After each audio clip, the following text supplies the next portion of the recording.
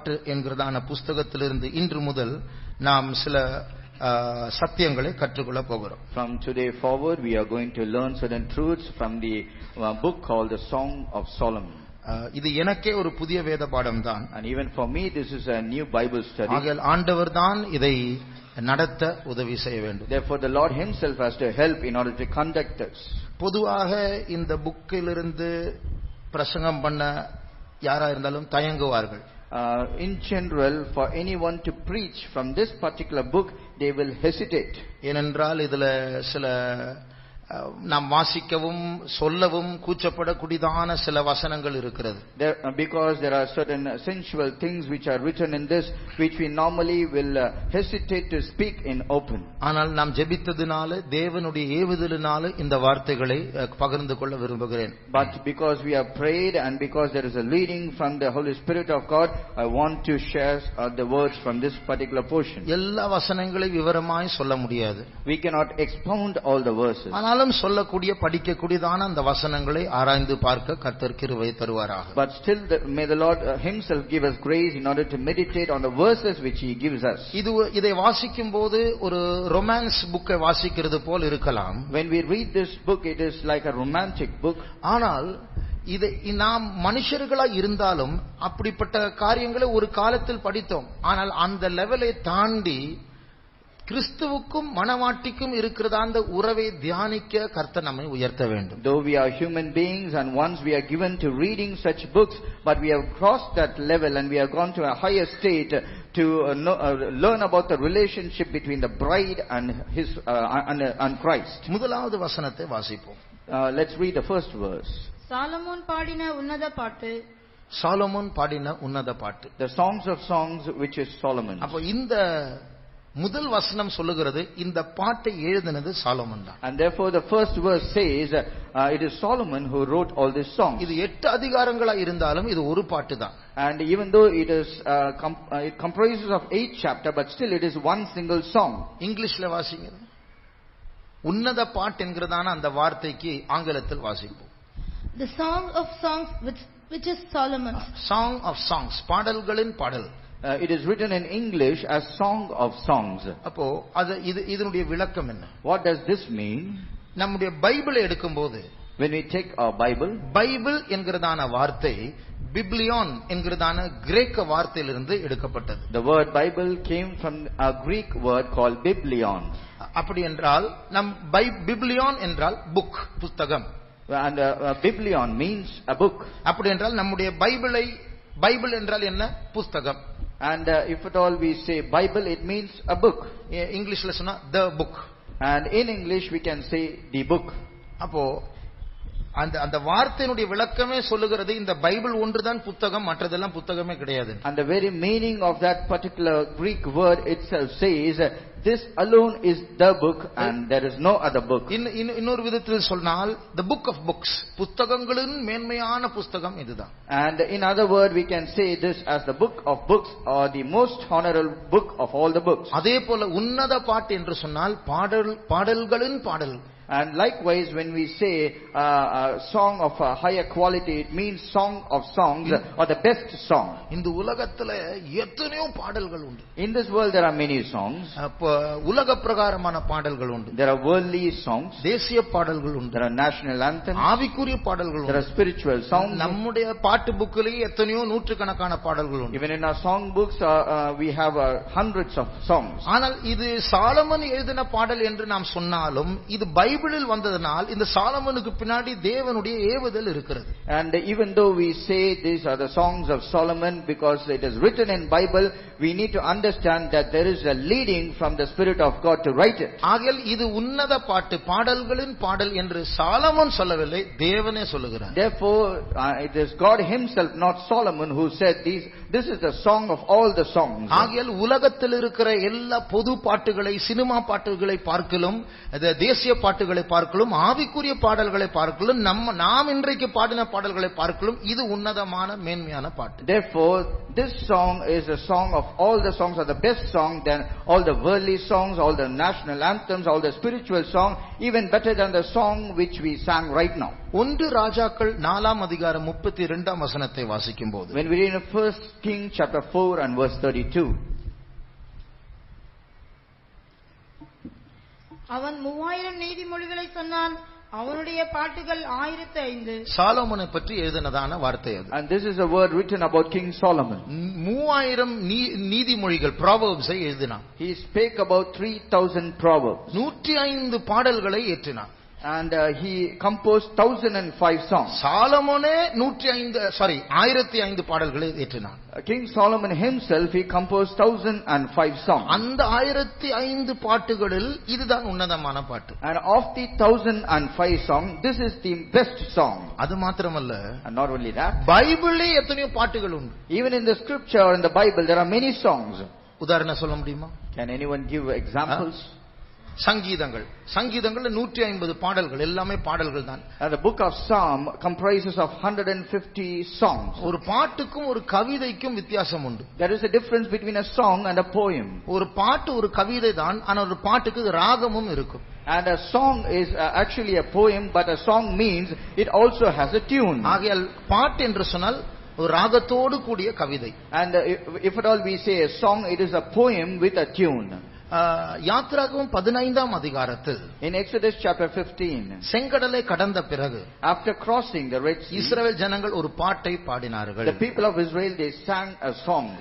உபாகமம் 32ஆம் அதிகாரத்தை வாசிக்கும்போது, And when we read Deuteronomy chapter 32, அங்கே ஒரு பாட்டு, தேவன் ஒரு பாட்டை சொல்லிக் கொடுக்கிறார். and God himself is teaching a song there. அது ஒரு நல்ல பாட்டு இல்ல, அது ஒரு விதமான எதிர்மறையான ஒரு பாட்டு. That is not a good song, it is something, a controversial song. சிலரை பற்றி சொல்லும் பார், நான் எழுதி வைக்கிறேன் பார், அவன் அப்படிதான் செய்வான். And we normally say concerning others, I can write and give it to you in hand, he will exactly do the same. அதே போல ஆண்டவர் சொல்லுகிறார், இந்த பாட்டை இந்த இஸ்ரவேல் ஜனங்களுக்கு நீ சொல்லிக் கொடு, இவங்க பண்ண போறதான எல்லா குழப்படி அந்த பாட்டுல இருக்கு, அட்வான்ஸாக. And therefore the Lord himself said to Moses, you teach this song to the people of Israelites in advance, and these are the mischiefs which they are going to do in the future. யெசுரன் கொழுத்து போய் உதைத்தான். Jeshurun waxed fat and he kicked. புதிய தேவர்களை தாங்களுக்கு என்று தெரிந்து கொண்டார்கள். They chose themselves new gods. இப்படிப்பட்டதான வார்த்தைகள் தான் அந்த பாட்டில் இருக்கிறது. And these are the words written in that song. அவர்கள் உண்மை இல்லாத பிள்ளைகள். They are not faithful children. இப்படிப்பட்டதான வார்த்தைகள் அங்கே இருக்கிறது. Such words are written there. இப்போ அது ஒரு பாட்டு என்று எப்படி தெரியும்? How do we know that it is a song? முந்தின அதிகாரத்துடைய கடைசி வசனம் 31ஆம் அதிகாரம் 30ஆம் வசனத்தை வாசிப்போம். Let's read Deuteronomy chapter 31 and verse 30. இஸ்ரவேல் சபையார் எல்லாரும் கேட்க மோசே இந்த பாட்டின் வார்த்தைகளை முடியும் வரை சொன்னான். ஆண்டவரே சொல்லுகிறார், நான் இப்போ ஒரு பாட்டு சொல்லித்தர, இஸ்ரவேல் ஜனத்தை சொல்லிக் கொடு, அது அவங்க பழகட்டும், பின்னாடி அவங்களுடைய அதெல்லாம் ஞாபகத்தில் வரட்டும். The Lord himself is saying, I am going to teach you a song, and you also teach this song to the people of Israelites for them to keep in remembrance and for them to sing and to know what they are going to do in the future. அப்போ 21ஆம் வசனத்தை வாசியுங்கள். அதே அதிகாரம் 31:21. 31:21. அந்த தீங்குகளும் இக்கட்டுகளும் அவர்களை தொடரும் போது அவர்கள் சந்ததியாரின் வாயில் மறந்து போகாதிருக்கும் இந்த பாட்டே அவர்களுக்கு விரோதமான சாட்சி பகரும். 19ஆம் வசனம். இப்பொழுது நீங்கள் இந்த பாட்டை எழுதிக் கொண்டு இதை இஸ்ரவேல் புத்திரருக்கு படிப்பித்து, இந்த பாட்டு எனக்கு சாட்சியாக இஸ்ரவேல் புத்திரருக்குள்ளே இருக்கும்படி இதை அவர்கள் வாயிலே வழங்க பண்ணுங்கள். ஆண்டவர் ஒரு பாட்டை, இது இவர்களுக்கு விரோதமான ஒரு சாட்சி, அட்வான்ஸா நான் எழுதி வைக்கிறேன், இது இவங்களை படிக்க சொல்லு, மனப்பாடம் பண்ண சொல்லு, இப்படிதான் செய்ய போகிறார்கள். Lord himself is saying, I am going to teach you a song which will be a witness against the people of Israel. Let them learn it, and that will stand as a testimony against them. என்னாகும் 21ஆம் அதிகாரம் 17ஆம் வசனத்தை வாசிக்கும் போது, when we read Numbers chapter 21 and verse 17, அங்கே இஸ்ரவேல் ஜனங்கள் ஒரு பாட்டை வனாந்தரத்தில் பாடினார்கள். there the people of Israel, they sang a song in the wilderness. அப்பொழுது இஸ்ரவேலர் பாடின பாட்டாவது, ஊற்று தண்ணீரே பொங்கி வா, அதை குறித்து பாடுவோம் வாருங்கள். இதை நாமும் பாட்டாய் பாடுகிறோம். And even we sing these verses as song. நியாயாதிபதிகளின் புஸ்தகம் 5ஆம் அதிகாரத்தில் சிசேராவுக்கு விரோதமாக வெற்றி பெற்ற பிறகு தெபோராள் ஒரு பாராக்கும் சேர்ந்து பாட்டை பாடுகிறார்கள். And in the book of Judges, after getting a victory over Sisera, Deborah and the king of Israel Balak, they both comprised a song. Habakkuk புஸ்தகம் 3ஆம் அதிகாரம் 1ஆம் வசனத்தை வாசிக்கும்போது, And in the book of Habakkuk chapter 3 and verse 1, அங்கேயும் அந்த கீழ்க்கண்ட வசனங்கள் ஒரு பாட்டாய் இருக்கிறது என்று நாம் அறிகிறோம். and all the verses which are following, we know that is also in the form of a song. வாசியுங்கள். 3:1. ஆபகுக் தீர்க்கதரிசி சிகாயோனில் பாடின விண்ணப்பம். சிகாயோனில் பாடின விண்ணப்பம், பாட்டு என்று சொல்லப்படும் விண்ணப்பம் என்று சொல்லுகிறது. And here it is mentioned not as song but as a prayer. ஆனால் சிகாயோன் என்கிறதான எபிரேய வார்த்தை ஆராய்ந்து பார்க்கும்போது, But when we look into the original meaning of the word Shigayonot, அது எழுச்சி பொங்கி பாடுகிற ஒரு பாட்டாக தான் இருக்கிறது. and it is a song which is sung out of strong emotion. Out of strong emotion. 7ஆம் சங்கீதம் 1ஆம் வசனத்தை வாசியுங்கள். Let's read Psalm chapter 7 verse 1.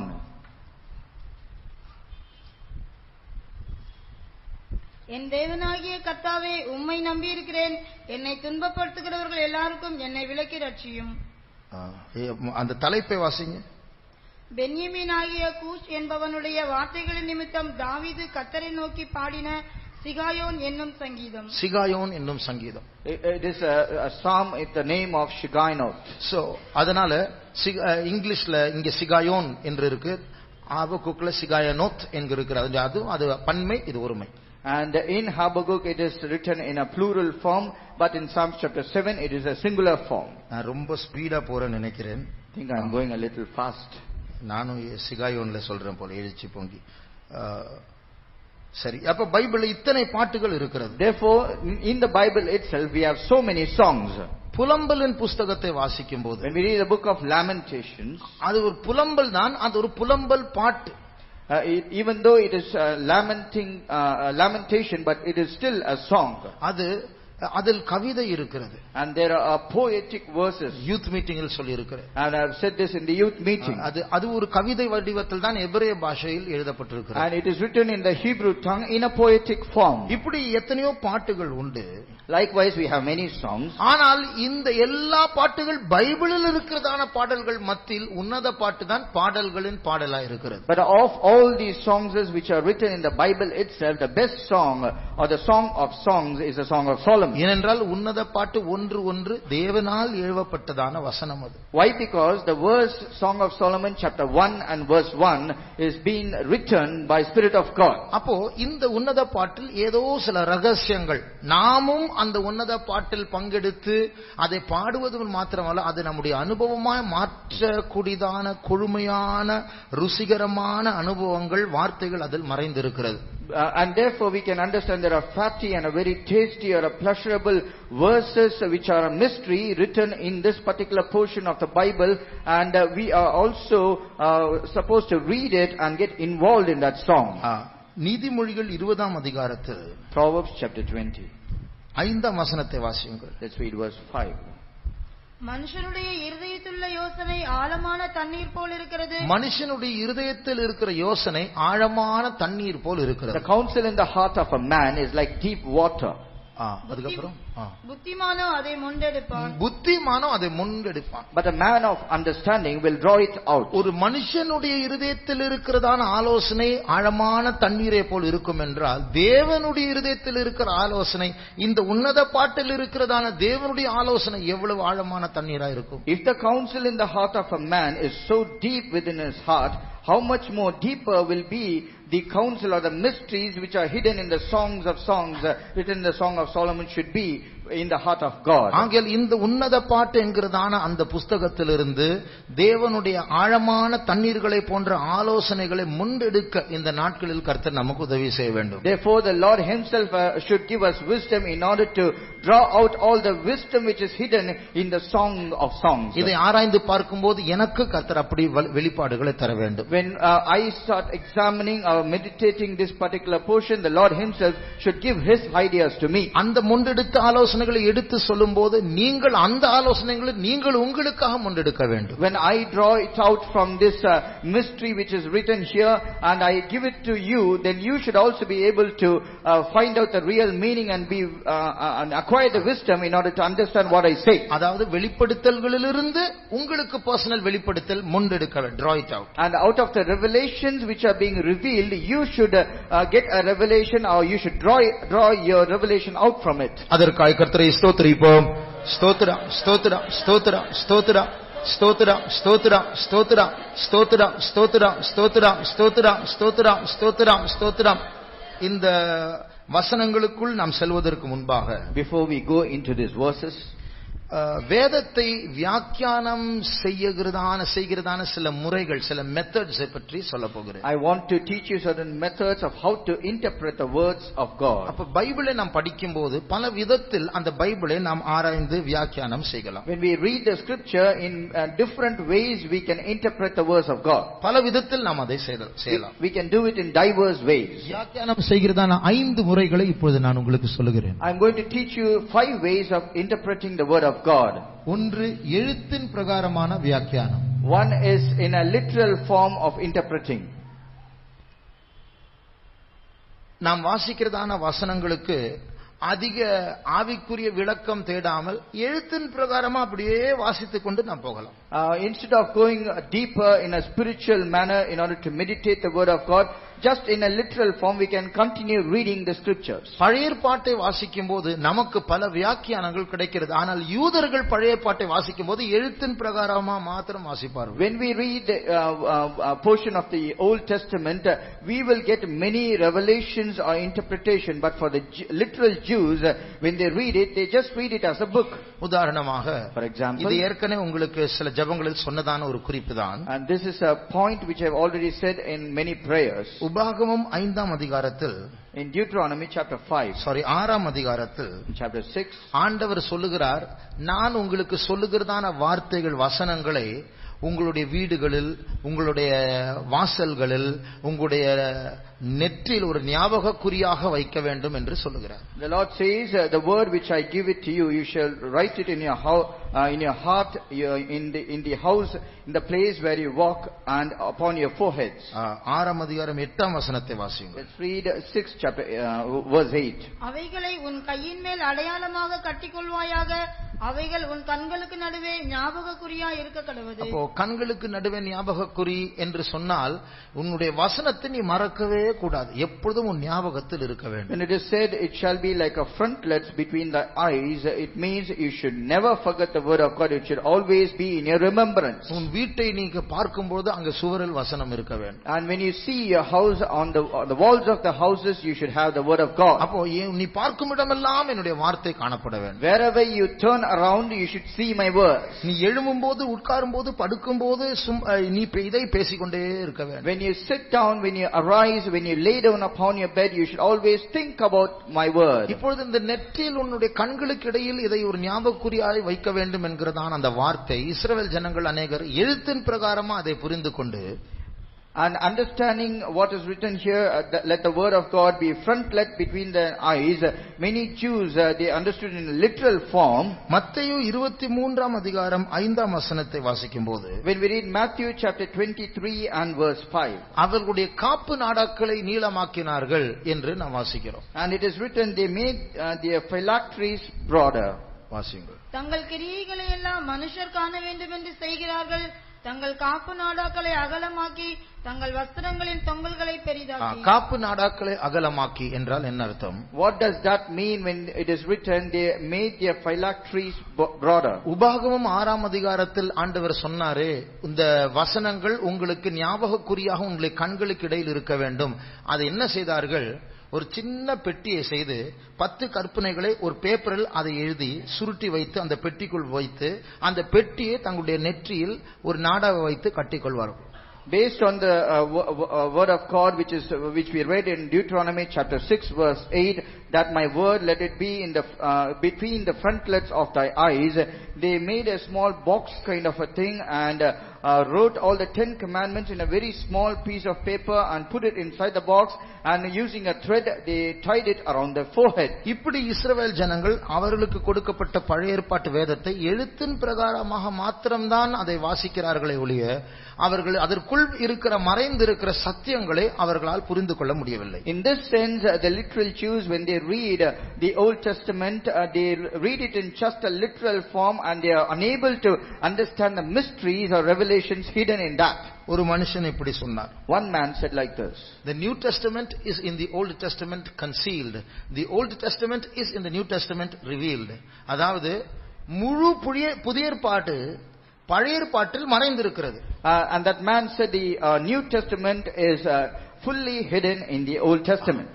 அது மாத்திரமல்ல, முழு பழைய ஏற்பாடு புதிய ஏற்பாட்டில் வெளியரங்கமாக்கப்பட்டிருக்கிறது. And the whole of the Old Testament has been completely revealed in the New Testament. அப்படி என்றால் புதிய ஏற்பாட்டு பழைய ஏற்பாட்டுக்குள் மறைந்திருக்கும் என்றால் அந்த வார்த்தைகளுக்கு இடையில் இயேசுவை பற்றி, சுவிசேஷத்தை பற்றி, சிலுவை மரணத்தை பற்றி பல விவரங்கள் மறைந்திருக்கிறது. அதை வாசித்தால் அது வெளியே வரும். ஆனால் இஸ்ரவேல் ஜனங்கள் அதை எழுத்தின் பிரகாரமாய் மாத்திரம் வாசித்ததினால மறைந்திருக்கிற காரியங்களை புரிந்து கொள்ள முடியாமல் இருந்தார்கள். If then when we read the Old Testament, everything which is of the New Testament about Lord Jesus Christ, his life, and about the gospel, about the death on the cross should all be manifested when they read. But for the literal Jews, when they read it, they just read it in a literal form. இதனால்தான் பரிசுத்த பவுல் இஸ்ரவேல் ஜனங்களை பற்றி இப்படி சொல்லுகிறார். It is therefore when St. Paul says about the people of Israel, இன்றைக்கும் மோசே வாசிக்கப்படும் பொழுது, மோசே என்றால் பழைய ஏற்பாட்டின் முதல் 5 புத்தகம், அதான் மோசே வாசிக்கப்படும் போது இந்த முக்காடு அவருடைய இருதயத்தில் இருக்கிறது. அர்த்தம் அதுக்குள்ள இயேசு மறைஞ்சிருக்கு. ஒவ்வொரு பேஜிலும் இயேசு மறைஞ்சிருக்கு. ஆனா அவங்களுக்கு தெரியல. Even now when they read about Moses, when we say Moses, about all the 5 books which are written by Moses, when the people of Israel they read it, even today there is a veil in their mind that they could not understand the mysteries hidden between. வாசியுங்கள் 2 கொரிந்தியர் 3ஆம் அதிகாரம் 15ஆம் வசனம். 2 Corinthians chapter 3 verse 15. மோசேயின் ஆகமங்கள் வாசிக்கப்படும் போது இந்நாள் வரைக்கும் முக்காடு அவர்கள் இருதயத்தின் மேல் இருக்கிறது. அப்போ இன்றைக்கும் மோசே வாசிக்கப்படும் இருதயத்தில் இந்த முக்காடு இருக்கிறது. Even today when Moses is read, the veil is in their heart. அப்போ அது அர்த்தம் அவர்கள் பழைய ஏற்பாட்டை வாசிக்கிறார்கள், அதற்குள் இயேசு மறைந்திருக்கிறார், ஆனால் அவர்களுடைய கண்களுக்கு அது தெரியவில்லை. Which means they read the Old Testament books in a literal form, and all the mysteries what are hidden is not revealed to them. இதனால்தான் அவர்கள் என்ன செய்தார்கள், எழுத்தின் பிரகாரமா இப்படி எல்லாம் வாசித்து பல மனுஷ கற்பனைகளை அவர்கள் உருவாக்கி விட்டார்கள். It is therefore they read all these portions in a literal form of the Old Testament, and they imagined many things by themselves. They made commandments of men. And they made it as commandments of men. இதுதான் இதிலிருந்து நீங்கள் இப்படி செய்ய வேண்டும். And they just assumed based on all this written here you have to do such and such a thing. மத்தேயு 15ஆம் அதிகாரம் 9ஆம் வசனத்தை வாசியுங்கள். Let's read Matthew chapter 15 and verse 9. மனுஷருடைய கற்பனைகளை உபதேசங்களாய் போதித்து வீணாய் எனக்கு ஆராதனை செய்கிறார்கள். மனுஷனுடைய கற்பனைகளை வீணாய் போதித்து, அதுக்கப்புறம் மனுஷருடைய கற்பனைகளை உபதேசங்களாய் போதித்து வீணா எனக்கு ஆராதனை செய்கிறார்கள். In vain they do worship me and teaching for doctrines the commandments of men. அப்போ மனுஷனுடைய கற்பனை, அதனுடைய அர்த்தம் என்ன தெரியுமா?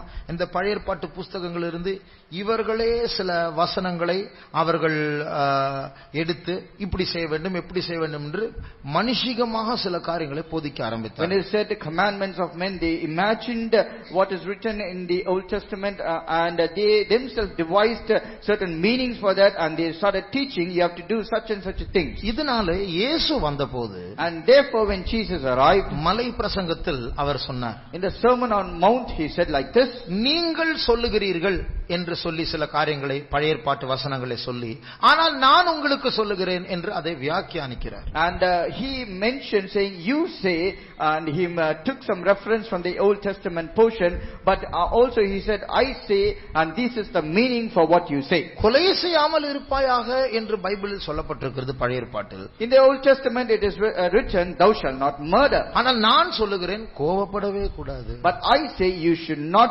give room to anger. விபச்சாரம் விபச்சாரம் செய்யாதிருப்பாயாக என்று பழைய ஏற்பாட்டில் சொல்லப்பட்டிருக்கிறது. The Old Testament says thou shalt not commit adultery. ஆனா நான் சொல்லுகிறேன், கண்களினால் இச்சையோடு கூட பார்க்க கூடாது. But I say you should not even look with lust in your eyes. அப்போ இஸ்ரவேல் ஜனங்களே, நீங்கள் வாசித்தது எல்லாமே எழுத்தின் பிரகாரமாக தான். கொல்லக்கூடாதுன்னு சொன்னா அடிக்கலாம், உதைக்கலாம், பல்லை உடைக்கலாம், சாவு மட்டும் வரக்கூடாது. And therefore people of Israel, whatever you read, it is just in a little form. You think thou shalt not murder, which means you can break the teeth, you can break the bones, and you can kick and you can hit. ஆகையால் வேதத்தை முதலாவது எழுத்தின் பிரகாரமாக வியாக்கியானிக்கிறார்கள்.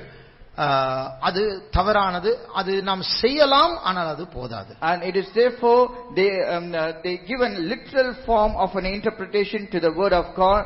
And it is not right. You can do it, but it is not correct. நாமும் சில வசனங்களை எழுத்தின் பிரகாரமாக நாம் ஆராய்கிறோம், ஆனால் அதோடு நிறுத்திவிடக் கூடாது. And we also read or meditate certain word of God in a literal form, but we should not stop with that. உதாரணமாக, for example, இந்த உன்னத பாட்டு என்கிறதான புத்தகத்தை நாம் எடுக்கும்போது, when we take this book called the Song of Solomon, இதனுடைய எழுத்தின் பிரகாரமான அர்த்தத்தை எடுத்தார், ஒரு ஆணுக்கும் ஒரு பெண்ணுக்கும் இடையில் இருக்கிறதான உறவை தான் பாட்டாக ஏற்றப்பட்டிருக்கிறது. If you take the literal meaning of what is written here, it is written about a relationship between a man and a woman. இதை அநேகர் சொல்லுகிறார்கள், இதை எழுத்தின் பிரகாரமாக தான் எடுத்துக்கொள்ள வேண்டும். இது சபையை பற்றி, கிறிஸ்துவை பற்றி எல்லாம் நம்ம வியாக்கியானிக்க கூடாது. Don't try to add meaning, more meaning than what is intended. நாம் ஆண்டவர் அதை எழுத்தின் பிரகாரமா உறவுக்காக தான் எழுதினார், அதை நம்ம அதுக்கு விளக்கம் எல்லாம் சொல்லக்கூடாது என்று அநேகர் தர்க்கம் செய்கிறார்கள். Many are critical about this particular book, saying don't add anything than what is written here, or what is the purpose for which it has been written here. And they never take it in a spiritual form. They never consider this to be a relationship between man and Christ. அதாவது ஒரு மனுஷனுக்கும் ஒரு ஆணுக்கும் ஒரு பெண்ணுக்கும் ஒரு புருஷனுக்கும் ஒரு மனைவிக்கும் இடையில் இருக்கிற உறவு அவ்வளவு புனிதமானது.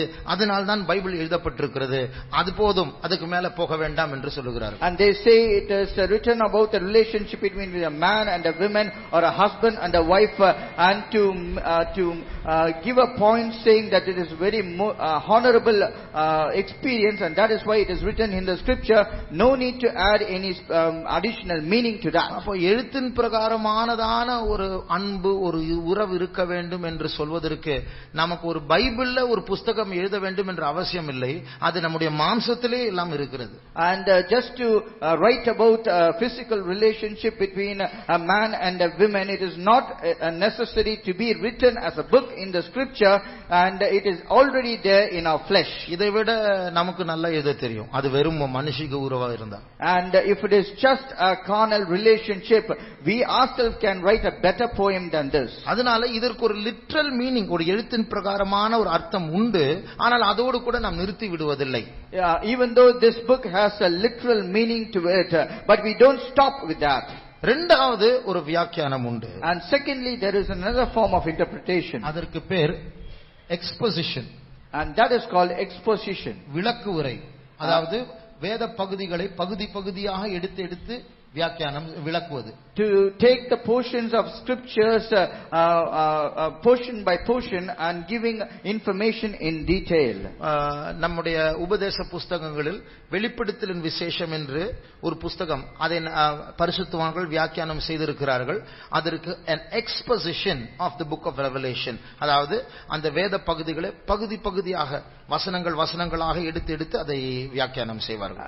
In our doctrinal books we have a book which is written concerning the book of Revelation, and the title it says it's an exposition of the book of Revelation, which means they have taken word by word and given meaning for that separately. சிலர் பிரசங்கம் செய்யும்போது இப்படி சொல்லுவார்கள், இந்த அதிகாரத்தை நாம் 3ஆக பிரிக்கலாம், இந்த புத்தகத்தை நாம் 5ஆக நாம் பிரிக்கலாம் என்றெல்லாம் சொல்லுவார்கள். அதுதான் விளக்கு உரை, அதான் exposition. And some people when they preach, they say this particular chapter we can divide it into 3, or this particular book we can divide into 5, and they will take each part and they will start explaining, and that is called exposition. இந்த உன்னத பாட்டு என்கிறதான புத்தகத்தையும் நாம் அப்படி பகுதி பகுதியாக வசனங்களை வாசித்து அதை விளங்க நாம் முயற்சி செய்ய போகிறோம். Even in the book of this Song of Solomon, we are going to take part by part and we are going to expound each part. மூன்றாவது ஒரு வியாக்கியானிக்கிற ஒரு விதம் உண்டு. And there is a third way of interpreting the word of God. அதற்கு பேர் allegory. And that is called allegory. இந்த வார்த்தை பைபிளிலும் இருக்கிறது. And this word is also written in the Bible. இதனுடைய அர்த்தம் என்ன? What does this mean? ஒரு காரியத்தை ஒரு நிழலாக எடுத்து அதனுடைய உண்மை பொருள் என்ன என்று எடுத்து சொல்வதுதான் allegory. And taking a particular thing or the shadow of a particular reality and explaining that reality, that is called allegory. உதாரணமாக, for example, இயேசு பல உவமைகளை சொன்னார். Jesus spoke about many parables. அந்த உவமைகளில் சில சத்தியங்கள் மறைந்திருக்கிறது. And many truths were hidden in that parable. அந்த சத்தியங்களை நாம் உவமையாக வாசித்து எடுத்து சொல்வதன் allegory. அதாவது அந்த நிழலையும் அதன் மெய்ப்பொருள் என்னதென்றும் நாம் ஆராய்ந்து பார்ப்பது. Taking those parables and reading it and expounding the real meaning of it and taking that as a shadow and giving the real meaning, that is called allegory. நம்முடைய சபைகளில் अनेகர் இந்த allegorical explanation, இது இதை காட்டுகிறது, இது இதை காட்டுகிறது என்று அடிக்கடி நாம் கேட்கலாம். In most of our churches when they preach it is in this form of allegoric explanation where they will say this means this. உதாரணமாக ஆசரிப்பு கூடாரத்தை எடுத்துக்கொள்வோம். For example, let us take the tabernacle. அதுதான் பழைய ஏற்பாட்டில் ஜனங்கள் ஆராதித்ததான இடம். And that is the place where the Old Testament Israelites they worship God. அதை நாம் படிக்கும்போது, when we read about it, பலிபீடம் இதை காட்டுகிறது, வெண்கல தொட்டி இதை காட்டுகிறது, குத்து விளக்கு இதை காட்டுகிறது, தூபபீடம் இதை காட்டுகிறது, சமூக தப்ப மேஜை இதை காட்டுகிறது, உடன்படிக்கை பெட்டி இதை காட்டுகிறது, கிருபாசனம் இதை காட்டுகிறது என்று ஒவ்வொரு பொருளை பற்றும் வியாக்கியானம் சொல்லுகிறோம். About each and every items which are found in the tabernacle has a particular meaning. We say the brazen altar means so and so, the altar means this, and the incense altar means it has a particular meaning. The table of shewbread, that has a meaning. Likewise, everything has a relative meaning. கலாத்தியர் 3ஆம் அதிகாரம், Galatians chapter 3, 4ஆம் அதிகாரம், chapter 4, 24ஆம் வசனத்தை வாசியுங்கள். verse 24. இவைகள் ஞான அர்த்தமுள்ளவைகள். இவைகள் ஞான அர்த்தமுள்ளவைகள். இங்கிலீஷ்ல வாசிங்க.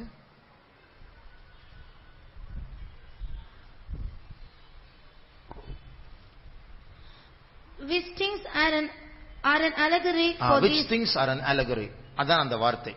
ஞான அர்த்தமுள்ளவைகள். In English translation it is mentioned these things are an allegory. அது என்னது? What is that? வாசியுங்கள். அந்த ஸ்திரீகள் இரண்டு ஏற்பாடுகளாம். அந்த ஸ்திரீகள் இரண்டு ஏற்பாடுகள். And for these are two covenants. என்ன ஏற்பாடு? பழைய ஏற்பாடு, புதிய ஏற்பாடு. Old Testament and the New Testament. அப்போ ஆகார் என்கிறதான ஸ்திரீ சீனாய் மலைக்கு அவள் அந்த வசனத்தை வாசியுங்கள். ஒன்று சீனாய் மலையில் உண்டான ஏற்பாடு, அது அடிமைத்தனத்திற்குள்ளாக பிள்ளை பெறுகிறது, அது ஆகார் என்பவள் தானே. ஆகார் என்பவள் தானே. It is written about Hagar. அப்ப அது பழைய ஏற்பாடு, அது அடிமைத்தனத்தினுடைய ஒரு உடன்படிக்கை, அது ஏற்பாடு. And that is a covenant of bondage that relates to the Old Testament period. ஆனால் புதிய எருசலேமில் மேல் வீட்டறையில் ஜனங்கள் அபிஷேகத்தை பெறும்போது அங்குதான் புதிய ஏற்பாடு ஆரம்பித்தது. But when the disciples of God, when they received an anointing on that upper chamber, the New Testament that commenced. 26ஆம் வசனம் வாசியுங்கள். Verse 26. மேலான எருசலேமோ சுயாதீனமுள்ளவள், அவளே நம் எல்லாருக்கும் தாயானவள். அந்த அபிஷேகத்தின் மூலமா தேவன் செய்த புதிய உடன்படிக்கையின் மூலமா, புதிய ஏற்பாட்டின் மூலமாக நமக்கு மேலான எருசலேம் எல்லாருக்கும் தாயாய் இருக்கிறது. And through that new anointing by the new covenant which Lord Jesus Christ made with it, and by the commencement of that New Testament, the Jerusalem which is above is the mother of all. பழைய ஏற்பாட்டில் சீனாய் மலையை பார்க்கும்போது அது ஒரு மலைதான், ஆனால் அதிலிருந்து நமக்கு ஒரு வியாக்கியானம் கிடைக்கிறது. அதுதான் allegory. அதனுடைய மெய்ப்பொருள் பழைய ஏற்பாட்டு உடன்படிக்கையை காட்டுகிறது. And when we consider Mount Sinai, it is a literal mountain and it shows an experience of bondage, but through that allegorically we get another meaning. பைபிள்ல நிறைய நம்பர்ஸ், எண்கள் இருக்கிறது. And in the scripture in the Bible we have many numbers. ஒவ்வொன்றுக்கும் ஒரு அர்த்தம் சொல்லுகிறோம். Every number has a different meaning. அதுதான் allegory. And that is called allegory. ஒன்று என்றால் ஐக்கியத்தை காட்டுகிறது. If you say one, which means unity. இரண்டு என்றால் சாட்சியை காட்டுகிறது. Two means testimony. Witness. Witness. 3 என்றால் திருத்துவத்தை And காட்டுகிறது. 3 means Trinity. 4 என்றால் 4 திசைகளை காட்டுகிறது. 4 means 4 directions. 5 என்றால் மனுஷன் ஐம்புலன்களை காட்டுகிறது. And 5 means 5 senses of men. 6 என்றால் அபூர்ணத்தை காட்டுகிறது. பூர்ணம் என்றால் 7, அது ஒன்று குறைவு, அதனால அபூர்ணத்தை காட்டுகிறது. 6 means imperfection because 1 less to 7 and therefore it is imperfection, and 7 means a perfection. இப்படி பைபிளில் எழுதப்படுகிற சில எண்களுக்கு வியாக்கியானங்களை கொடுக்கும். Likewise, every number that is written in the Bible, they have every meaning for that. இதன் அலகரி. And this is called allegory. லேவியராகமம் 23 அதிகாரம் 17 வசனத்தை வாசிக்கும் போது, When we read Leviticus chapter 23 and verse 17, பெந்தேகோஸ்தின் பண்டிகையின் போது எப்படி அப்பத்தை உண்டாக்க வேண்டும் என்கிறதான ஒரு வார்த்தை அங்க சொல்லப்படுகிறது. a word is written of how they should create the bread or make the bread on the day of Pentecost. நீங்கள் ஒரு மரக்காலிலே 10 பங்காகிய மெல்லிய மாவிலே 10 பங்காகிய மெல்லிய மாவு, 2/10 of a portion of this loaves or a fine flour, அதை கொண்டு 2 அப்பங்களை செய்ய வேண்டும். and they have to make 2 bread. அந்த 2 அப்பங்கள் ஒன்று விசுவாசிகள், அடுத்து ஊழியக்காரர்களை காட்டுகிறது. And one bread shows the believers, another the servants of God. 10 பங்கு என்று சொன்னால் என்ன? What is 2/10 of the whole portion? 10 கற்பனைகளை ஆண்டவர் அன்பின் 2 கற்பனைகளாக மாற்றிவிட்டார். The Lord converted the 10 commandments of the Old Testament into 2 commandments of love. 10 கற்பனைகளையும் ஒவ்வொன்றே சொல்லுகிறது. And 10 commandments speaks about 10 different things. ஆண்டவர் அதை 2ஆக மாற்றிவிட்டார். But the Lord changed it into 2. யாத்ராகமம் 20 அதிகாரத்தில் அந்த 10 கற்பனைகளை வாசிக்கலாம். In Exodus chapter 20 we can read about the 10 commandments. முதல் 4 கற்பனைகள் தேவனோடு இருக்கிற உறவை பற்றி சொல்லுகிறது. And the first 4 commandments speaks about the relationship which we have with God. அடுத்த 6 கற்பனைகள் மனுஷனோடு இருக்கிற உறவை காட்டுகிறது. But the next 6 commandments speaks about the relationship with men. ஆகையால் அந்த 10 கற்பனைகளை 2ஆய் மாற்றி நீ தேவனில் அன்பு கூற வேண்டும், மனுஷனில் அன்பு கூற வேண்டும், இதில் நீ கரெக்ட்டா இருந்தால் அந்த 10 கற்பனைகளையும் நீ கைக்கொள்வாய். Therefore the Lord made the 10 commandments into 2. The first one saying you should love your God, and the next one you should love all men. And if you are correct in these 2, then you are following all the 10 commandments. அதனால நாம் அப்படி சில எண்களுக்கு சில நிறங்களுக்கு வியாக்கியானங்களை கொடுக்கிறோம். Likewise we give certain meanings or interpretations to numbers and certain colors. ஒரு முறை ஒரு ஊழியக்காரன் பிரசங்கம் பண்ணும்போது, Once a servant of God, when he was preaching, அவர் ஒரு வார்த்தைக்கு வியாக்கியானம் கொடுத்தார். and he gave an interpretation for a particular word. Kailasam என்கிற வார்த்தைக்கு To the word Kailash. Kailasam என்று சொன்னால் அதை 2ஆய் பிரிக்கலாம். கை plus லாசம். And when we say Kailasam in Tamil, we can divide it into 2. கை என்றால் ஹை அப்படின்னு சொன்னார். And when we say கைலாசத்துல கை இருக்கு இல்லையா, அந்த கை என்றால் ஹை, இங்கிலீஷ் வார்த்தை high. when we say Kai in Tamil, it has a meaning called high in English. லாசம் என்றால் வாசம் என்று சொன்னார். And lasam means an habitation. அப்போ கைலாசம் என்றால் உன்னதமான ஹை வாசம், உன்னதமான வாசம். And when we say Kailasam in Tamil, which means a higher habitation.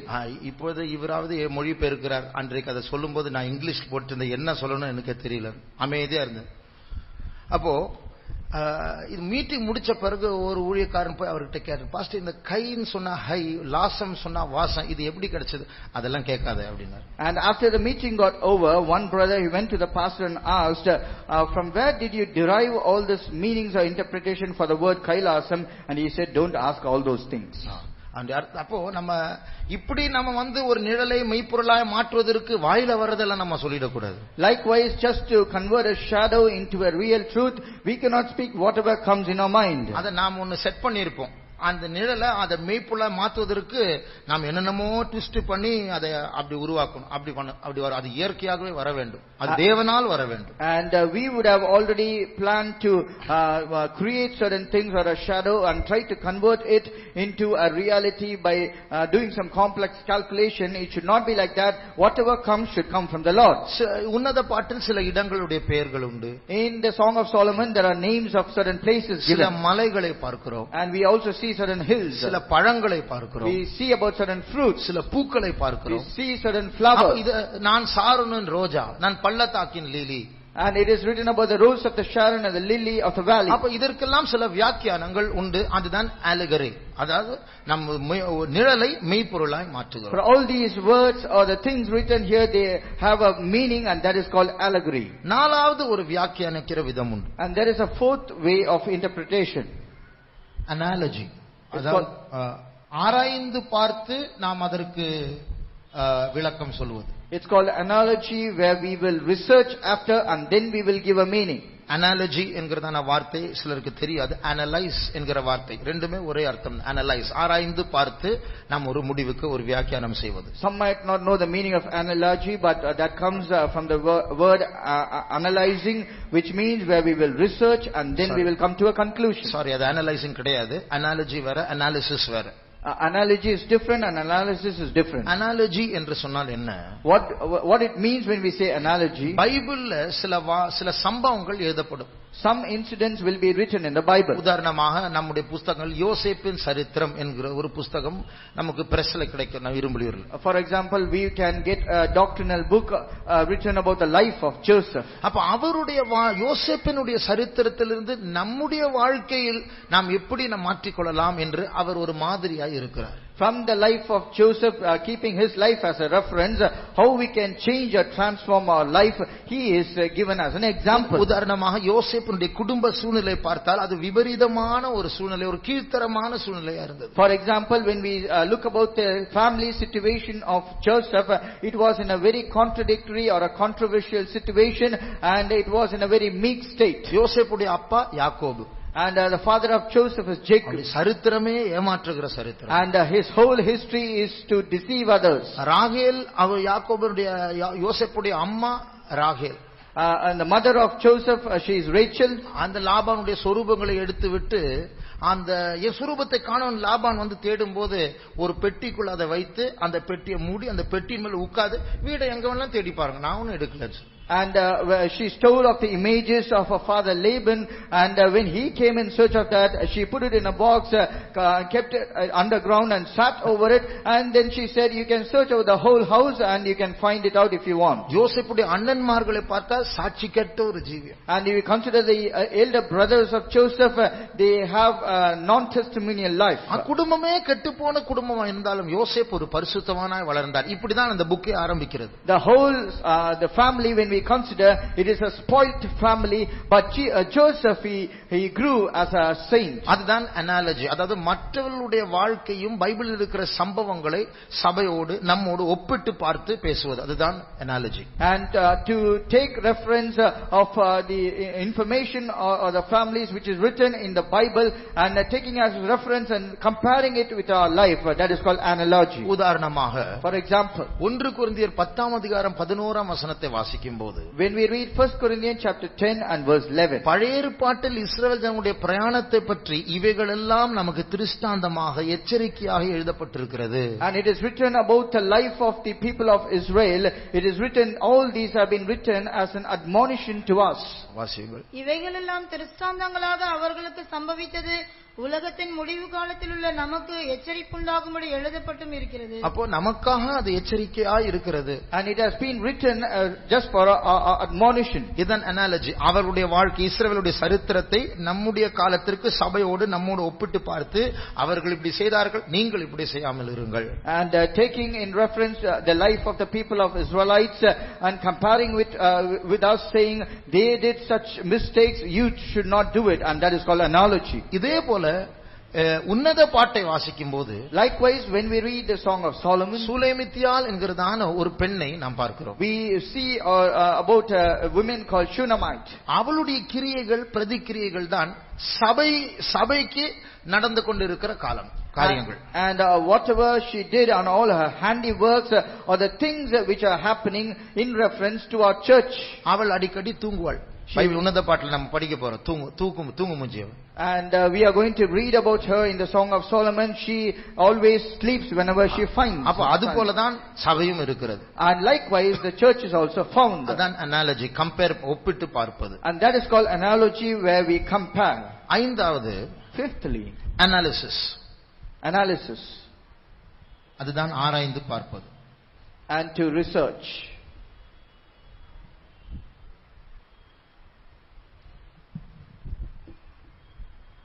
அதாவது அந்த ஒரு வசனம் எழுதப்பட்டதான சூழ்நிலையை நாம் கண்டுபிடித்து அதை விளங்குவது, அதை புரிந்து கொள்வது. And trying to find out on what circumstance the particular verse was written and to understand that. உதாரணமாக, For example, 2 வாரங்களுக்கு முன்பாக நானும் கர்த்தர் எனக்கு கொடுத்த பிள்ளைகளும் என்று ஏசாயா 8ஆம் அதிகாரம் 18ஆம் வசனத்தை வாசித்தோம். and 2 weeks before we read from the book of Isaiah chapter 8 verse 18, I and the children which the Lord gave. இஸ்ரவேல் ஜனங்களுக்கு நானும் என் பிள்ளைகளும் அடையாளங்களாக அற்புதங்களாக இருக்கிறோம். I and the children which the Lord gave to me are for signs and wonders for the people of Israel. அந்த வசனத்தை நாம் தனியாக எடுத்து நாம் வியாக்கியானிக்கலாம். And we can take this particular verse separately and we can expound it. ஆனால் அந்த வேத பகுதியை நாம் ஆராய்ந்து பார்க்கும்போது, அதன் அனாலிசிஸ் ஆராய்ந்து பார்க்கும்போது, ஏசாயாவுக்கு 7ஆம் அதிகாரத்தில் பார்த்தால் ஒரு மகன் இருந்தான், சேயார் யாசூப். 8ஆம் அதிகாரத்தில் படித்தால் மகேர் சாலால் ஹஸ்பாஸ் என்கிறதான ஒரு 2வது மகன் இருக்கிறார். அதுதான் ஏசாயா சொல்லுகிறார், நானும் என் பிள்ளைகளும். And we can just read that particular portion of this scripture and think about it or interpret in a different way, but we need to find out in what situation that has been written, and analyzing that we can understand Isaiah had 2 children in chapter 7, and in chapter 8 it is written, and therefore Isaiah says, I and the children which the Lord gave. அப்ப இது போல அகராதிகளை வைத்து இஸ்ரவேல் படத்தை வைத்து நாம் சில காரியங்களை கண்டுபிடிப்பது, ஆராய்ந்து பார்ப்பது, அதுதான் analysis. Likewise, using Bible concordances and using referential maps, when we try to analyze a particular verse using the situation or circumstance in which it was written, and that is called analysis. ஒரு உதாரணம், உன்னத பாட்டிலும் அப்படி நாம் ஆராய்ந்து பார்த்து செய்ய வேண்டிய காரியங்கள் உண்டு. And for example, even in the Song of Solomon, there are many things which we need to analyze. உதாரணமாக 4ஆம் அதிகாரம் 6ஆம் வசனத்தை வாசியுங்கள். For example, let's read chapter 4 and verse 6. பகல் குளிர்ச்சியாகி நிழல் சாய்ந்து போகும் வரைக்கும் நான் வெள்ளை போல மலையிலும் சாம்பிராணி மலையிலும் போயிருப்பேன். அப்ப இந்த மலைக்கு பெயர் கொடுக்கப்படவில்லை. The name of the mountain is not given. 8ஆம் அதிகாரத்தில் சில மலைகளுடைய பெயர்கள் எல்லாம் கொடுக்கப்பட்டிருக்கிறது. But in chapter 8 there are names of certain mountains given.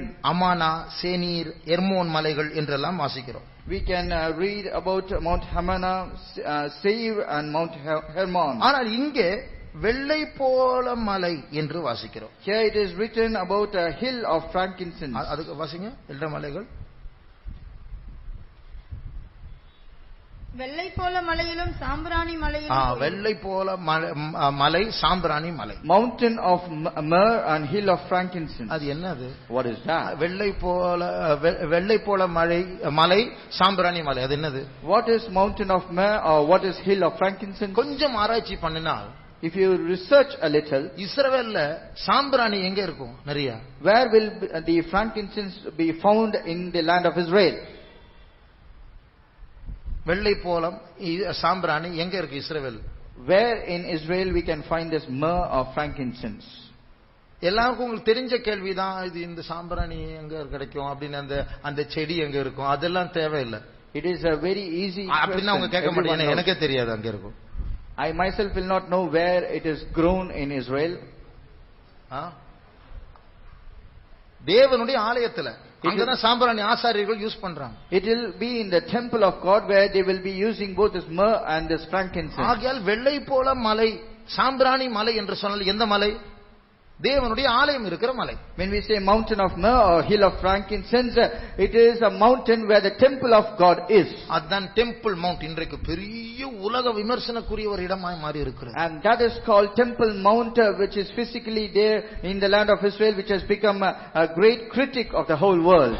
அதனால இப்படி நாம் இந்த உன்னத பாட்டிலிருந்து எழுத்தின் பிரகாரமாக அதை ஒரு நிழலாட்டமாக, மெய்ப்பொருளாக அதை ஒப்பிட்டு பார்த்து, அதை ஆராய்ச்சி பண்ணி, ஒவ்வொரு வசன பகுதிகளாய் பார்த்து நாம் ஆராய்ந்து, நாம் இந்த வசனங்களை புதிய ஏற்பாட்டில் இருக்கிற நமக்கு நாம் அதை ஆராய்ந்து பார்க்க போகிறோம். Likewise, we are going to read it literally, then we are going to expound it and taking as a referential shadow and to find out the real truth, and we are going to compare it, and also we are going to research after taking New Testament as reference. அவன் நம்ம சில நேரத்துல சொல்லுகிறோம் இல்லையா, really God is great, தேவன் உண்மையா பெரியவர் என்று சொல்லுகிறோம். Sometimes we say like this, that really God is very great. அதாவது ஒரு எதிர்மறையான தீமையான நம்ம யோசிக்கிற கூச்சப்படுகிறதான ஒரு காரியத்திலிருந்து ஒரு பெரிய ஆசீர்வாதத்தை வெளியே கொண்டு வர அவரால் முடியும். And he can bring about a great blessing from a very controversial or a contradictory thing. உதாரணமாக, For example, சங்கீதக்காரனுடைய வாழ்க்கை, தாவீதுடைய வாழ்க்கை ஒரு காலத்துல ஒரு காலகட்டத்தில் கீழ்த்தரமா இருந்தது. in the life of David the psalmist, one portion of his life was very mean. பட்டயத்தினால் மனுஷன் ஜெயம் பெற மாட்டான் என்று சொன்ன கோலியாத்துடைய விஷயத்துல அதே கோலியாத்துடைய பட்டயத்தை எடுத்து ஒருத்தரை வெட்ட போறாரு.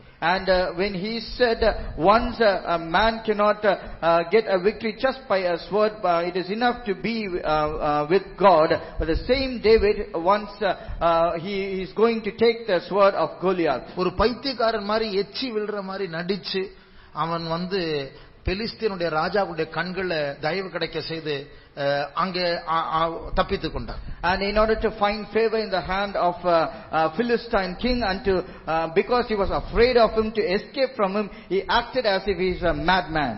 தான் வீட்டில் தான் இருக்கிறது போல ஒரு சொரூபத்தை உண்டு பண்ணி ஒரு ஷீட் வச்சு அதை புதைத்து இங்க தான் படுக்கிறேன் என்று சொல்லி ஜன்னல் வழியே எஸ்கேப் ஆகிவிட்டார். And to show that he is still lying in his bed and he is inside his house, he created a doll-like thing. He covered it with a blanket, but he jumped over the window and he escaped. பெலிஸ்தியருடைய ராஜா இவனை நம்பி இவனுக்கு ஒரு பட்டணத்தை கொடுத்தார், அவனுக்கும் 400 பேருக்கும். And having a trust upon him, a Philistine king, he gave him and his 400 men a particular city. அந்த ஊர் பேர் என்ன? What is the name of that city? பெலிஸ்தியருடைய ராஜா ஒரு ஊரை கொடுத்து நீ இங்கே இரு. The king of Philistine, he gave a city and he told tarry here. சிக்லாக். It's called Siklag. அந்த சிக்லாக் ஊரில் இருந்து யாருமே பார்க்காத டைம்ல இவரும் 400 பேர் அந்த பெலிஸ்தியர் தேசத்துல இருக்க பக்கத்து ஊர்ல எல்லாம் ஆளெல்லாம் வெட்டி கொள்ளை அடிச்சிட்டு கொண்டு வந்துருவாரு. And he and his 400 men, when nobody is watching, when the Philistines are not there, they will go into the land of Philistine itself and they will capture a nearby city, killing all the men and women of that city. பெலிஸ்தியர் ராஜா rounds வரும்போது இந்த பொருள் எல்லாம் குவிச்சு வச்சிருப்பாங்க. இது எங்க இருந்து கிடைச்சது? தாவீது என்ன தெரியுமா, யூதாவுக்கு போய் ஆள் அடிச்சுட்டு கொண்டு வந்தேன் போய் சொல்றாரு. யூதாவுக்குனா தானுடைய சொந்த ஊர்.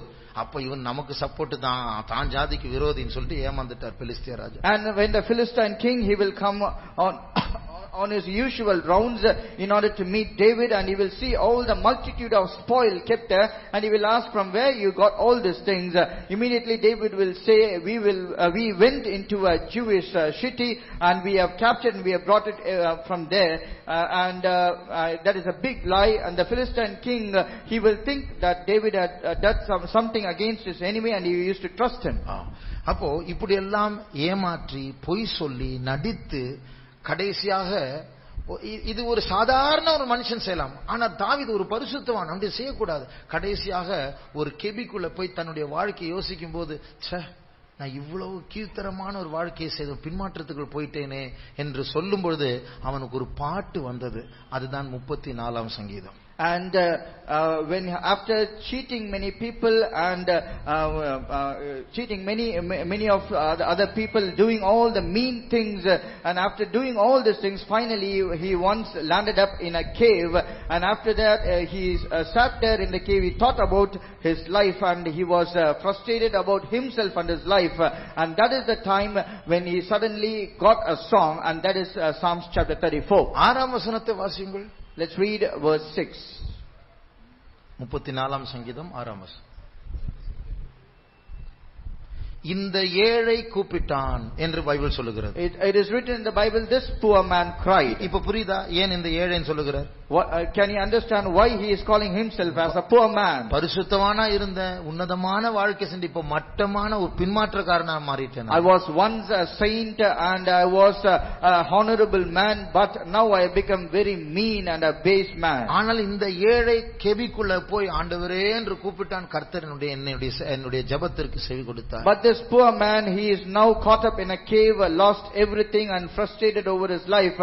but he cried unto the Lord, and the Lord hearkened to him. அப்ப அவனுடைய பின்மாற்றமே ஒரு பாட்டாக மாறிவிட்டது. And his backsliding itself became a song. அந்த பின்மாற்றத்திலிருந்து மனம் யோசிக்கிற நேரத்திலே ஒரு பாட்டு பிறந்து விட்டது. And when he was being converted from his backsliding to a normal condition, that situation itself became a song for him. இஸ்ரவேல் ஜனங்கள் ஒரு காலத்தில் மோசேக்கு விரோதமாக கலகம் செய்தார்கள். The people of Israel at one particular point they rebelled against Moses. உங்ககிட்ட மட்டும் ஆண்டவர் பேசுவாரா? உங்களுக்கு மட்டும் நடத்திப்பு இருக்கா? நீங்க சொல்றதுதான் நான் கேட்கணுமா? நாங்களும் லேவியர்கள் தான், ஆண்டுடைய பிள்ளைகள் தான், எங்களுக்கும் நடத்திப்பு இருக்கு.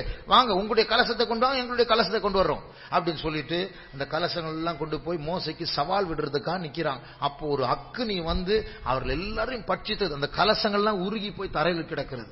And they started rebelling against Moses, saying, will the Lord speak to you alone? Will the Lord will lead the whole people only through you? And is God only with you? Not is he not with us? Are we also not Levites? Saying they all brought their vials before Moses, ready to rebel against them. But a great fire came, censers, and a great fire came, and it burnt all the Israelites, and along with their censers. அவங்க எல்லாம் செத்து போயிட்டாங்க. They all died. ஆனா அவருடைய கலசங்களை எடுத்து அதை தகடாய் மாற்றி ஒரு ஷீட்டாய் மாற்றி பலிபீடத்தை மூடுவதற்காக யூஸ் பண்ணினார்கள். And using those all the people died, but using those censers which they bought, they made it into a plate, and they used it in order to cover the altar. அதே போல ஒரு தீமையான சூழ்நிலையிலிருந்து தெய்வீகமான ஒன்று ஆண்டவர் பிறக்க வைக்கிறார். And using an evil situation and from an evil circumstance, the Lord is bringing out something which is divine. இந்த சாலமோனுக்கு நிறைய பெண்கள் போராட்டம் இருந்தது. And for this Solomon, he was troubled having many women. சாலமோனுக்கு ஒரு பேர் இருந்தது. King Solomon had a different name. வீட்டில ஒரு செல்ல பேர் இருந்தது. He had a pet name in his house. அதுதான் லெமுவேல். And that is called Lemuel. அப்ப அவனுடைய தாயார் அவரிடத்தில் இதை சொன்னார். And his mother, she said this to him. நீதிமொழிகள் 31ஆம் அதிகாரம் 1ஆம் வசனத்தில் அதை வாசிக்கலாம். Let's read Proverbs chapter 30 and verse 1. ராஜாவாகிய லேமுவேலுக்கு அடுத்த வசனங்கள் அவன் தாய் அவனுக்கு போதித்த உபதேசமாவது. பாருங்க, தாய் என்ன போதித்தார்? What did his mother taught him? 3ஆம் வசனத்தை வாசிக்கலாம். Let's read verse 3. ஸ்திரீகளுக்கு உன் பலனையும் ராஜாக்களை கெடுக்கும் காரியங்களுக்கு உன் வழிகளையும் கொடாதே. தாய் பார்த்தான், இவனுக்கு இப்படி ஒரு பலவீனம் இருக்கிறது, உன் ஸ்திரீகள் மூலமா உன்னுடைய பலன் உன்னை விட்டு போக இடம் கொடுக்காதே. And the mother saw what the weakness of King Solomon is, and therefore she said, don't give your strength unto women. இந்த ஸ்திரீகள் விஷயத்தில் பலவீனமா இருக்கிறதான இந்த சாலமோன் தான் 700 மனைவிகளையும் 300 வைப்பாட்டிகளையும் வைத்தார். And this King Solomon, who had a weakness in the matter of women, had 700 wives and 300 concubines. இவன் ஒரு புக் கேட்டா யாராவது வாசிப்பாங்களா? விபச்சார பையன், ஒரு ஜெயஜீவம் இல்ல, காம விகாரத்தில் ஈடுபடுறான், அப்படிதான் நம்ம திட்டுவோம். ஆனா இவர் எழுதின ஒரு புக் தான் இப்போது உன்னத பாட்டா மாறிடுச்சு. Will anybody read a book written by such a person who is given into adultery and who has all the weakness in the matter of women, and we will all rebuke him, we will scold him, but the same book written about this particular king, which is called the Song of Solomon, has become a book in the Bible. நம்முடைய கண்களை மூடுவோம். Let's close our eyes. நம்முடைய வாழ்க்கை பாழாய் போய்விட்டது என்று நாம் யோசிக்கலாம். We might think that our life is also spoiled. அந்த பாழாய் போன தாவீதிலிருந்து ஒரு பாட்டை வர வைத்தார் ஆண்டவர். From that David who is spoiled, the Lord brought forth a good song. அந்த பாழாய் போன கலசங்களை ஆண்டவர் பலிபீடத்திற்கு மூடியாய் மாற்றி விட்டார். That censer of the people whom the Lord devoured through it, the Lord made a plate for the altar. அந்த பாழாய் போன சாலமோனுடைய வாயிலிருந்து அந்த ஒரு உன்னத பாட்டை வர வைத்தார். And that King Solomon, who is a spoiled man, through his mouth the Lord brought forth the Song of Songs. கர்த்தரால் கூடாத காரியம் ஒன்றுமில்லை. There is nothing impossible for God. பாழாய் போன சபைகளை அவர் உயிர்ப்பித்து, பாழாய் போன மனுஷர்களை அவர் உயிர்ப்பித்து, பாழாய் போன பரிசுத்தவான்களை அவர் உயிர்ப்பித்து பின்மாற்ற நிலையிலிருந்து கொண்டு வர உன்னதமான இடங்களை நிறுத்த அவர் வல்லவராய் இருக்கிறார். He is all able and powerful to quicken all the churches and all the men and all the saints who have been spoiled and make them stand on high places. பரிசுத்தமாய் வாழ்ந்த எல்லாருக்கும், எல்லா பரிசுத்தவான்களுக்கும் தாழ்வான சூழ்நிலைகள் வாழ்க்கையில் பகுதிகள் வரும். for all the saints or for all the people who want to lead a saintful life, there will be a portion in their life where they will be very mean. அப்படிப்பட்டவர்களுக்கு ஆண்டவர் அல்பாவா இருக்கிறது மாத்திரமல்ல, ஆதியா இருக்கிறது மாத்திரமல்ல, அந்த பின்மாற்றத்திலிருந்து தூக்கி எடுக்கக்கூடியதான அந்தமாக இருக்கிறார். And for such people he is not only the God of Alpha or the beginning, but he is also a God who can lift them up and he can be the Omega. கர்த்தர் நம்ம எல்லாரையும் நித்திய விவாகத்திற்காக நியமித்திருக்கிறார். The Lord has betrothed all of us for that eternal marriage. உலர்ந்து போன எலும்புகளை உயிர்ப்பிக்கிறவராய் இருக்கிறார். He is a God who can quicken all the dry bones. ஆகையால் நாம் சோர்ந்து போகாமல் நம்முடைய விசுவாசத்தை பலப்படுத்துவோமாக. Therefore let us not faint and let us build up our faith. நாம் வந்து விட்டோம், காலை உள்ள வைத்து விட்டோம், வாழ்க்கை அவரிடத்தில் கொடுத்து விட்டோம், அதை மறுபடியும் எடுக்க முயற்சி செய்ய வேண்டாம். கொடுத்ததுதான். We have come forward, we have stepped inside, we have given our life into the hands of God, and we have already given, and it is given permanently. அப்படியே மறுபடியும் கொடுத்து கொண்டே இருப்போம். And let us keep offering ourselves further. எல்லாம் அழகாய் அவர் மாற்றுவார். He will change everything beautifully. அதனால் அதன் காலத்தில் எல்லாவற்றையும் நேர்த்தியாய் அழகாய் செய்கிற தேவன். And he is a God who will do everything beautifully according to its time. அவரிடத்தில் ஒப்புக்கொடுக்கிற கரங்களை உயர்த்துவோமாக. Those who surrender to him, please put up your hands. அந்த எரிந்து போன நியாயத்தீர்ப்பின் அக்கினினால் சுட்டரிக்கப்பட்ட கலசங்களை பாதுகாக்கும் பாத்திரமாய் மாற்றினது போல, and like the censers which have been converted into a plate to cover the altar of from the hands of the people who have been quenched by the judgmental fire. மாம்சத்தில் ஊறி போன பின்மாற்றத்தில் இருந்த சாலமன் ஒரு உன்னத பாட்டை எழுத வைத்தது போல, like God made a song, a best song to be written with the king Solomon who has been a spoiled brat. நம்முடைய வாழ்க்கையை கர்த்தர் தூக்கி எடுப்பார். The Lord also will lift up our life from a spoiled state. குப்பையிலிருந்து தூக்கி எடுப்பார். He will lift up from the dust. புழுதியிலிருந்து தூக்கி எடுப்பார். He will lift up from the dung. நம்மை பிரபுக்கள் மத்தியில் இதுவரைக்கும் கொண்டு வந்து உட்கார வைத்தவர் மகிமையின் சிங்காசனத்தை சுதந்திரிக்க வைக்க அவர் வல்லவராய் இருக்கிறார். He who has caused us to sit among the princes will also cause us to rise further to be seated along with them in the glorious throne. கரங்களை உயர்த்தி ஒப்புக்கொடுப்போமாக. Let us lift up our hands and surrender. என்னைக்கோ நம்ம ஒப்புக்கொடுத்து மறுபடியும் நம்முடைய வாழ்க்கை நாம் பறித்து விட்டோம், மறுபடியுமாய் கை தூக்கி ஒப்புக்கொடுப்போமாக. Very long before we have already lifted up our hands and surrender, but we have gone into a backsliding. Once again let us lift up and offer ourselves. அவரிடத்தில் ஒப்புவித்ததை அவர் அந்நாள் வரைக்கும் காக்க அவர் வல்லமை உள்ளவராய் இருக்கிறார். He is faithful to keep all the things until against that day. அவர் நம்முடைய அஸ்திபாரமாய் இருக்கிறார். He is our foundation. அவர் ஆரம்பித்தார், அவர் முடிப்பார். He has begun and he shall accomplish or finish. சர்வ வல்லமுள்ள தேவனாக இருக்கிறார். He is an almighty God. எத்தனையோ சாட்சிகள் பைபிளில் உண்டு, நம்ம மத்தியிலும் உண்டு. There are many witnesses in the Bible even among us. கர்த்தர் நம்முடைய வாழ்க்கையில் ஆரம்பித்த வேலையை அவர் முடிக்க போகிறபடினால் கரங்களை உயர்த்தி அவரை ஸ்தோத்திரிப்போம். ஸ்தோத்திரம், ஸ்தோத்திரம், ஸ்தோத்திரம், ஸ்தோத்திரம், ஸ்தோத்திரம், ஸ்தோத்திரம், ஸ்தோத்திரம், ஸ்தோத்திரம்.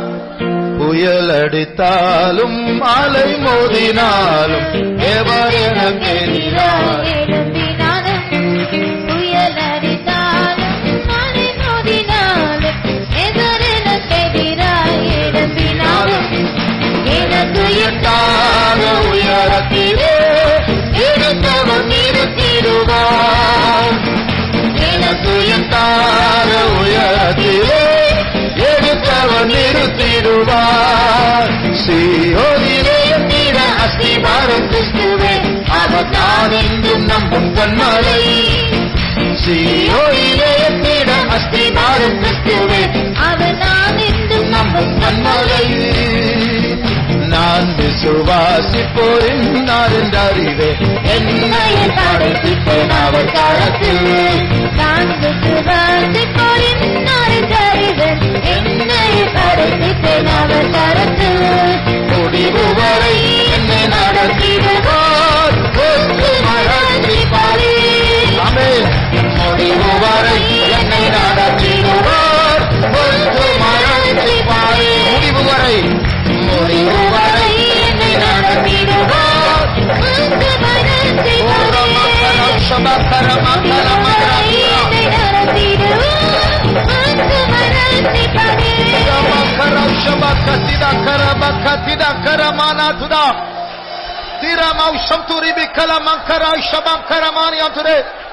Thank you, Lord. Thank you, Jesus. We praise you. Thank you, Lord. நம்முடைய ஆண்டவர் நம்முடைய அஸ்திபாரம் இருக்கிறபடியால் அவரை ஸ்தோத்திரிப்போம். ஸ்தோத்திரம் ஸ்தோத்திரம் ஸ்தோத்திரம் ஸ்தோத்திரம் ஸ்தோத்திரம் ஸ்தோத்திரம் ஸ்தோத்திரம் ஸ்தோத்திரம். அவர் நம்மை முற்றுமுடிய ரட்சிக்க போகிறார். அதற்காய் ஸ்தோத்திரிப்போம். ஸ்தோத்திரம் ஸ்தோத்திரம் ஸ்தோத்திரம் ஸ்தோத்திரம் ஸ்தோத்திரம் ஸ்தோத்திரம். நம்முடைய கன்வென்ஷனை கர்த்தர் ஆசீர்வதிக்கும்படி ஸ்தோத்திரிப்போம். ஸ்தோத்திரம் ஸ்தோத்திரம் ஸ்தோத்திரம் ஸ்தோத்திரம் ஸ்தோத்திரம்.